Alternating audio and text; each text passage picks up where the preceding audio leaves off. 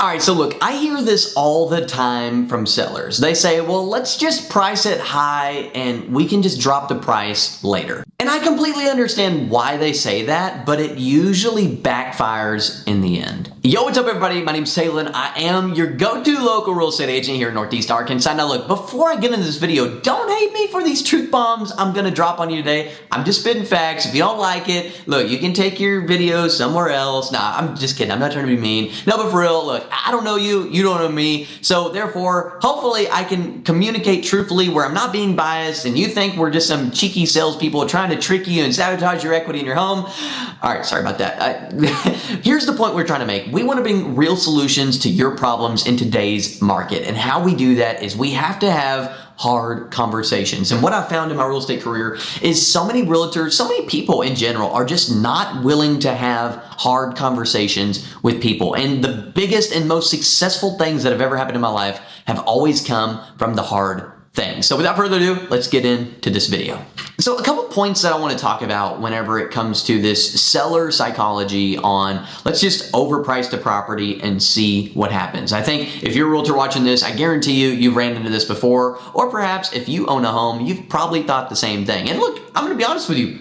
I probably have done this myself, right? We call it the Facebook Marketplace psychology. You and I both know so many people are gonna lowball us in Facebook Marketplace, or it's like used car dealers. They overprice their property overprice their car because they know people are going to try to undercut them. Therefore, you kind of land somewhere in the middle. The problem is people basically judge your home based on the very first 3 seconds of ever even looking at it. And therefore, if you overprice the home from the get-go, they never even give you a chance, because chances are they're working with a real estate agent that's a professional that's probably walked them through this concept of, hey, this is not used car sales. This is not Facebook Marketplace. We don't just go lowball offer people and hope for the best. Traditionally, the strongest and best buyers are willing to put their best foot forward on a property that they love. So if you have any property worth its merit, the idea is to always list it competitively. That way it sells within a shorter amount of time. You attract the most people to it and ideally can create some sort of buyer frenzy,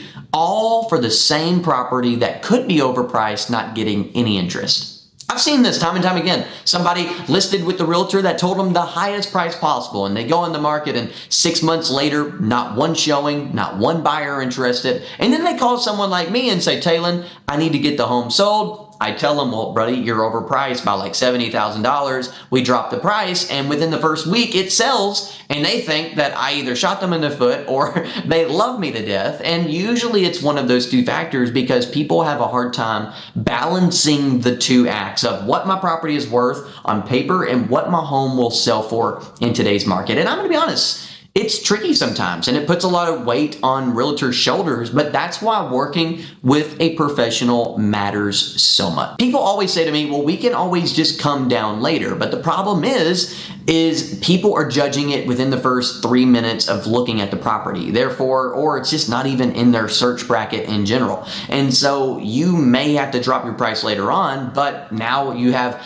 30, 40, 90 days on the market, and the people that are really interested in buying your home are now all of a sudden wondering, well, what's wrong with it? Why is it sat on the market for such a long time? And that can create more negative ripple effects later on. I heard this one before, and my Lord, I hear it all the time. Somebody will pay for it. They're going to love this house. Well, you ever met somebody that thinks that their baby is just the cutest baby in the world, and me and you over here like, ooh, well, your baby's not all that cute, right? And it's the same way with houses. Everyone thinks that their home is the best home on the block, and their home is the perfectest and the most cutest home available. But in reality, this is why what we like to do is take our sellers on a couple tours of their competition and show them what they're competing against. And this helps us out a lot, because now we can see the competition and figure out what we can do to position ourselves better. You know, I've heard it said before too, all it takes is one buyer. That is true, but how many buyers are you missing because you did something wrong in the beginning? And ideally, in any kind of economy or sales, the more people that are interested in the one product typically make the price go up. So if you want top dollar for your property, the idea is to not go fishing for one person, but rather multiple people. So many people tell me, yeah,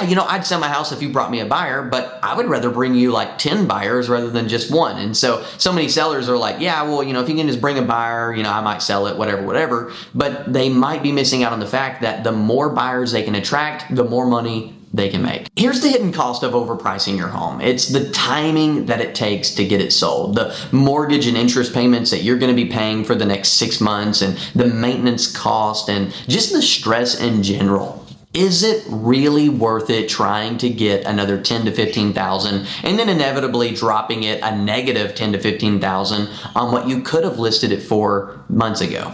Here's one thing I've learned as a real estate agent. The market always wins. Now, sure, there are exceptions where people put their home on the market at a crazy price and some cash buyer from Texas comes and buys it. Absolutely. But those are not things that you can predict and schedule and anticipate all the time without fail. Realtors, inspectors, lenders, appraisers, they all go based on statistics. So sure, some crazy things have happened in real estate, but if you're going to be a level-headed human being, we want to operate on fact and not just feeling.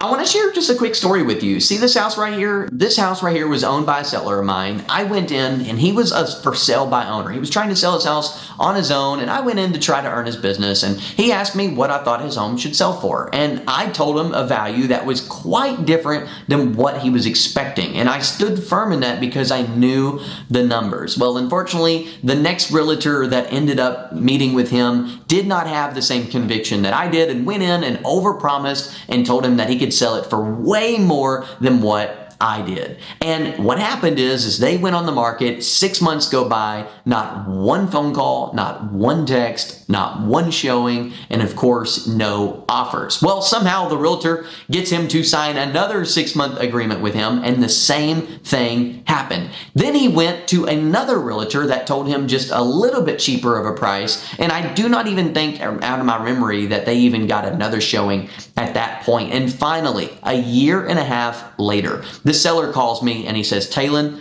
I'm ready to sell my house, and I know that this price is And wouldn't you know it, we ended up putting the home on the market at that price, and were able to sell it within a timely manner, and he made the money that he deserved. I said all of that to say, if you're thinking about selling in the next year, I would love to have a realistic opportunity to earn your business, but more importantly, share with you the facts that it's going to take to really go from listing your house to selling it. So if that's you, you've been thinking about selling, I'm going to leave a link to my website where you can reach out to me directly, book a one-on-one call with me. And look, we too do things way differently than most people. Most people, you're going to call, they're going to want to try to list your home immediately. That's not the approach we take. There's a lot of steps that go into it to making sure that you're putting your best foot forward. And that's what we want to help you with. We don't want to just sell your home. We want to be a good resource to you. You might need to be repainting something, and the landscaping might need to be taken care of, or you might need to do a pre-listing home inspection before you ever list a home. And this is why meeting with a realtor well in advance before you decide to list your property